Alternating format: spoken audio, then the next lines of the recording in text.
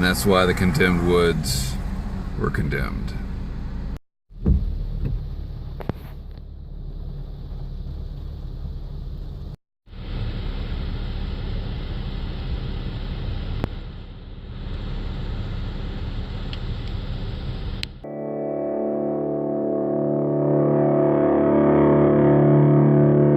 Check it out. This little guy was just swimming down the river. You're not as intimidating as you will be in a few years, but I'm going to be nice to you just in case. This guy's huge, man. What are you doing in my house? Hiking into October Gulch, and it's already been kind of an interesting day. It is Memorial Day, and parking lot was more full than I had ever seen it here. That's fine. You know, everybody's entitled to get out, and I just wish they wouldn't. Basically, that's what it is. Before I even left the car, I had an equipment malfunction. I've been using this year. I've been using my Piscifun fly rod, 5 weight, 9 feet. Very pleased with it, actually. Really enjoy it, and so much so that I have moved away from Tenkara. But I bought the rod planning to use my old reel from my Reddington crosswater outfit. And that reel is a total piece of shit, and I knew it from the first time I took it on the water. But, you know, it was the only reel I had, so I didn't want to go spend a bunch of money on a reel to take it to the beach, which is what I bought that fly rod for. Anyway, the reel is locked up. Like, it'll go forward, won't go backward. Or wait, maybe that's the other way. I can reel in, but I can't spool line out without it, like, I have to pull so hard I'm worried about breaking the line. So, Tenkara today, I tried to lube the reel. I don't know anything about reels, and maybe that's why it's broken. I just didn't take care of it or whatever. I tried to lube it. Only lube I had was the 5W30 I keep in the trunk of my car. And of course I spilled that all over myself. And I didn't want to come down to the water, get motor oil in the water. So I opened up my water reserve, poured half a bottle out onto my hands, trying to wash it off. And then I realized that I had packed half the water that I thought I had, so I just used half my water supply today, trying to wash the motor oil off my hands. The best part of adventuring, well, the most educational part of adventuring, is the mindset rearrangement. Of like, oh man, this sucks. This would normally really put me in a bad mood, but I just got here. Like, I gotta be in a good mood, because I got like 6 hours of fishing ahead of me. Anyway, I'm gonna enjoy throwing that reel in the trash and buying another one. I will probably just get the Piscifun reel to match the rod. So maybe I'll do a first impression of that and a full review. I'm gonna do a full review of the rod a little later on in the summer. You know, maybe I'll include it then. Well, I've been out here for several hours. I've caught one fish. And I fell in, and I broke my backup rod.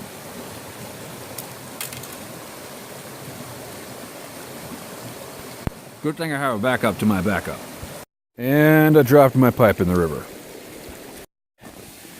I'm admitting defeat on this one. Sunset is in half an hour, and I'm kind of deep in the dark woods here, so I'm gonna haul ass, and maybe if there's still light by the time I get back to the road, I'll fish a little bit more. But it's been a rough day, but a beautiful day.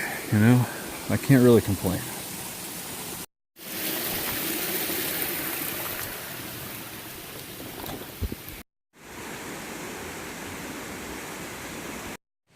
Days like this keep you humble, you know, they put you in your place.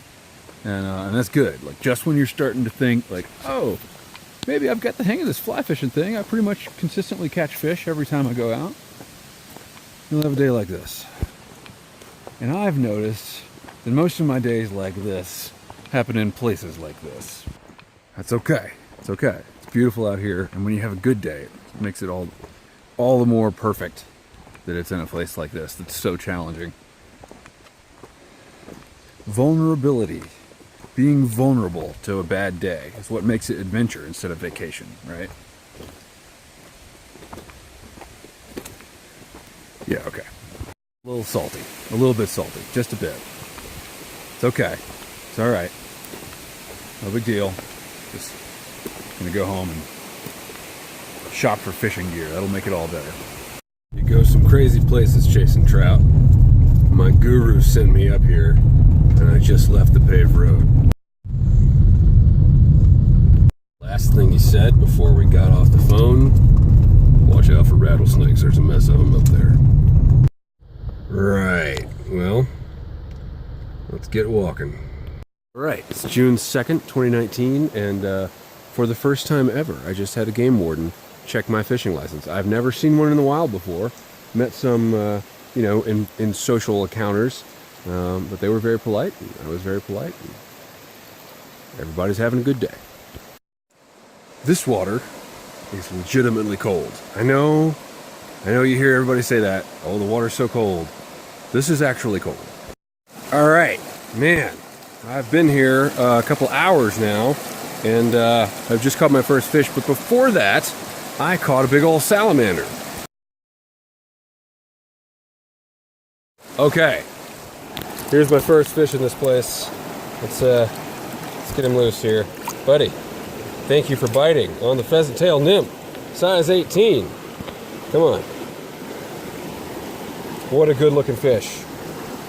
You're gorgeous, my friend. So I came from down there, fished this little bit right here, getting ready to climb over this dead tree and go down, fish the water down there. Looks really nice. Put my foot up on this log, and I thought, you know, this is a pretty snaky looking place, and I remembered the admonishment of my guru. Said, watch out for rattlesnakes. And I was going to cross right here. I put my foot right there, and I was going to just jump right over. And then I saw this guy. I don't think he's a venomous snake, but I really want to find out. Well, that was about as close a call as I've ever had with a snake. And I'll be honest, I'm a little bit gun shy now. Walking around on these rocks. You never know what your mic is. Oh, hey, that's not a snake, it's my new fishing hat. Man, I hate Ford cars, but yeah, that'll work.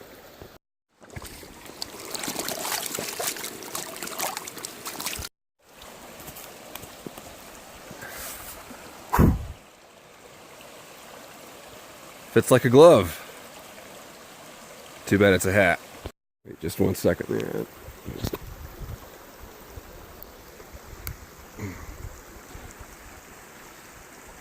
Perfect.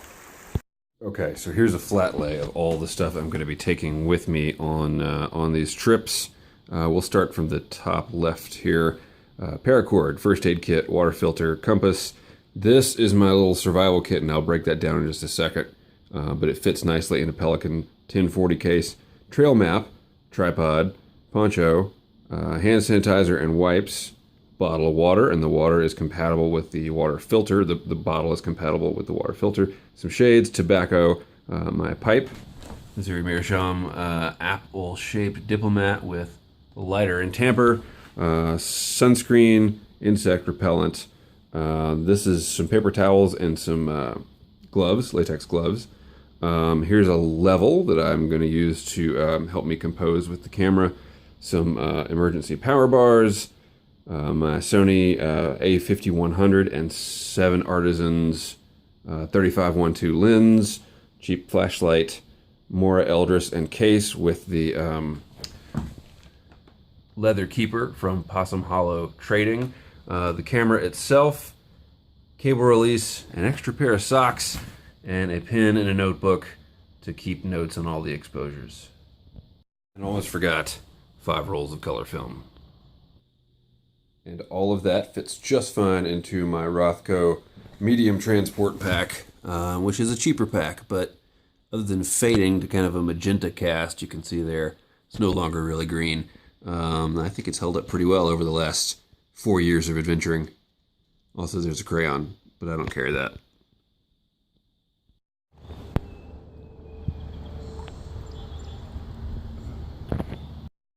I have injured my right shoulder. So I figured the best thing for it, really, is to go fly fishing.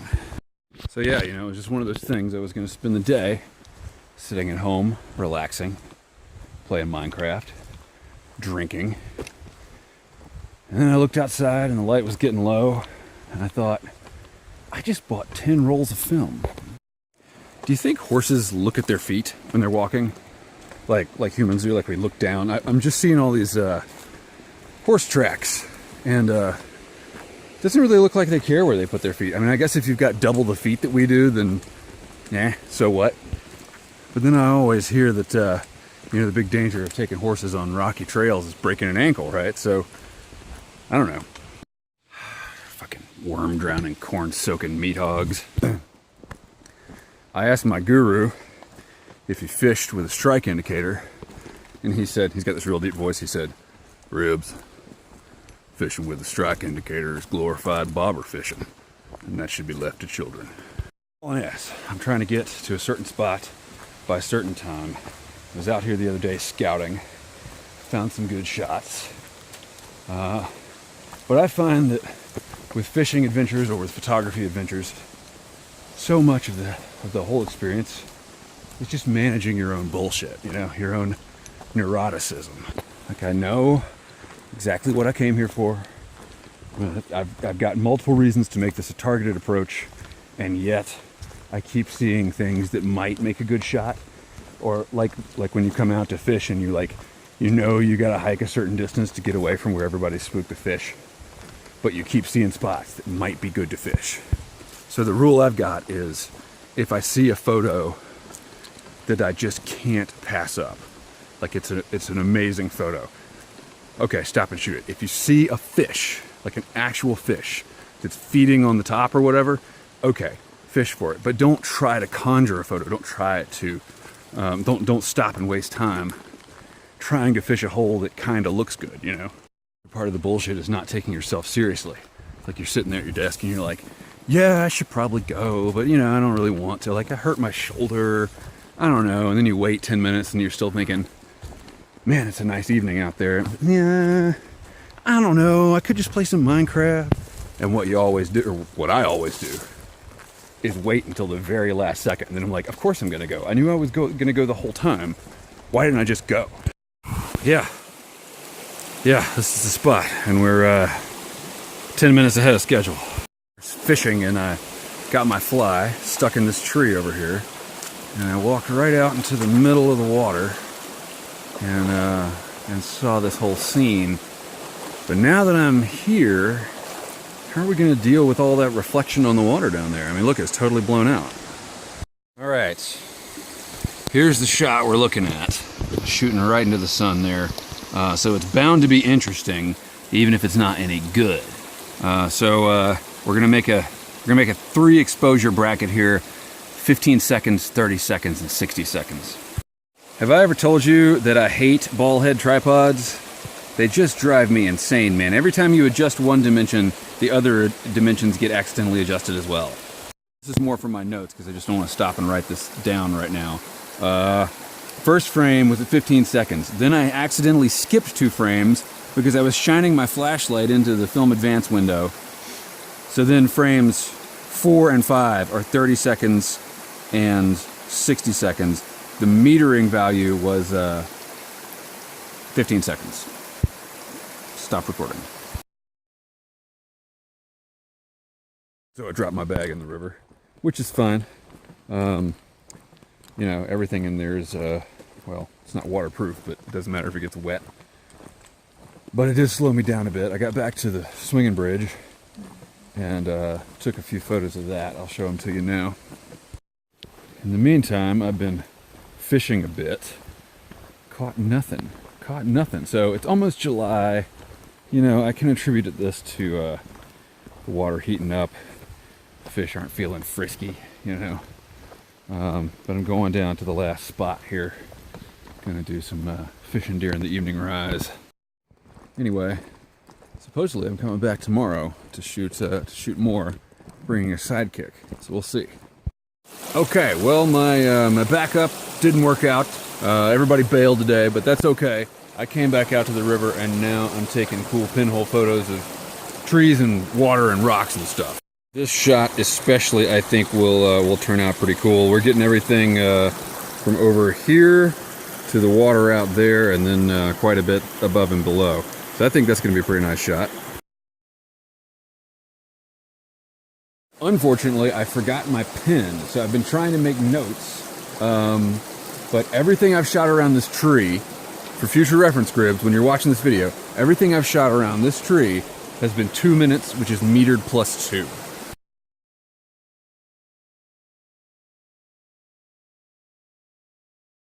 Losing light, but fortunately I already caught a fish today, so I feel like it's okay to shoot some photos. You know, it's weird, like photography is my job, but when I'm out here, it's like fishing is my job. Like I need to get the fish caught first before I start playing around with this photography stuff.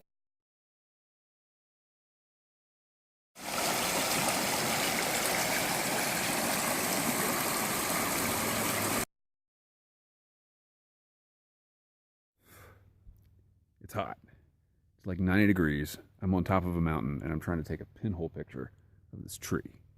This is something I normally wouldn't do, but there is a plant. This plant right here is in my way. Not anymore.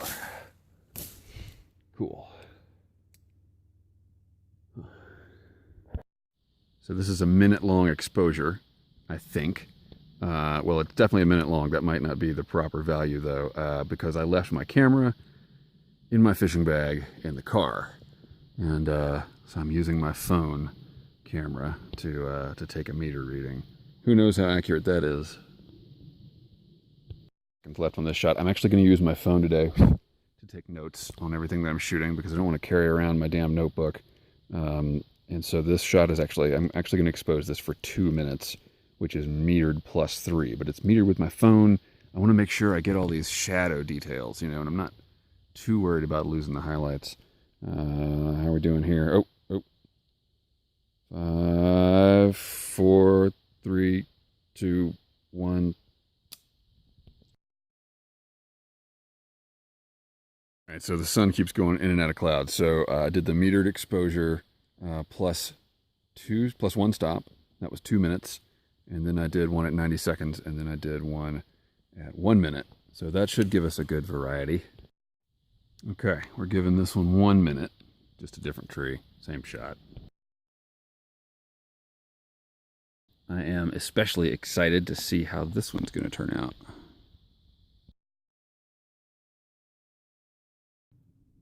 All right, made it to the top. I don't think there's any good photos up here, but kind of wanted to show you around. Here it is. Let's keep moving. Man, glad they marked this trail. I would have no idea where to go. Who I found in the woods. Nice little scene we got here. Let's shoot it. I metered it. It was a 15th at f16. That means by the time we can't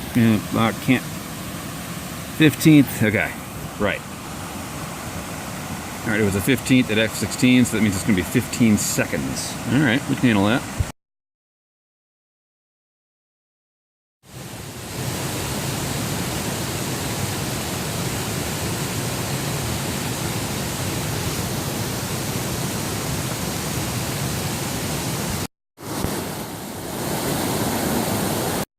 We are losing daylight fast. Shane took off down the river. It's starting to rain. I think we might have bit off more than we could chew here. It's going to be interesting.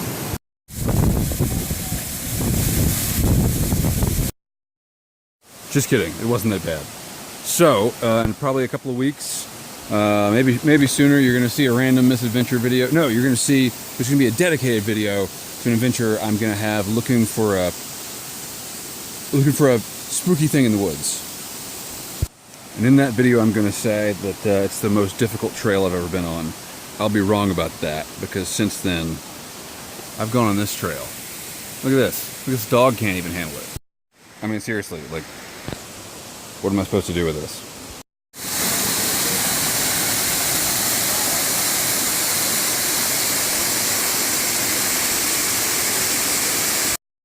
That's the way I came. It took me like 10 minutes to come down from right there. Great. GNR.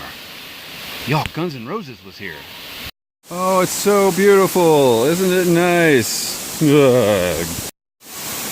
Yeah, okay. So I guess this is as good an outro as any. I'll be showing you scenes from this adventure in the next video. Thanks for watching. Keep the ends out for the ties that bind.